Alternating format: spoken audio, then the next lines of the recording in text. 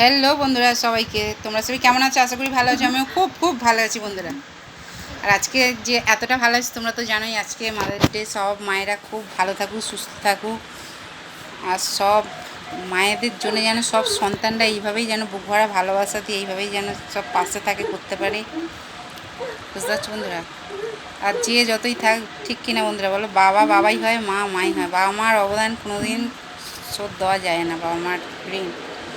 ঠিক কিনা বলো বন্ধুরা? আজকে রবিবারে মেনু দেখতেই পাচ্ছ, 1:45 বাজে বন্ধুরা। বুঝতে পারছো? এখানে সাদা ভাত আছে, এখানে দেখো লাল লাল ঝাল চিকেন আছে। চিকেনের ঝোলই করেছি বন্ধুরা, বুঝতে পারছো তো? তাও ঝোলটা করতে গিয়ে দেখো একটু বসা বসাই খেয়ে গেছে। এখানে ভেন্ডি আলু ভাজি আছে, বুঝতে পারছো বন্ধুরা? আর শসা ছিল কাটিনি, পেঁয়াজটাই খালি চিকেনের বেশি হয়েছিল বলে আধখানা তুলে নিচ্ছি এই ভাত দেখো। আজ করছি এই মেনু, বুঝতে পারছো বন্ধুরা? মেয়েটার শরীরটা ভালো নেই, দেখো না বন্ধুরা। আরে এত ফ্রিজের জল খায় না, বলার না। আর তার সাথে সাথে ওর ভাইটাও শিখেছে, ওর দিদির দেখে দেখে ও শিখেছে।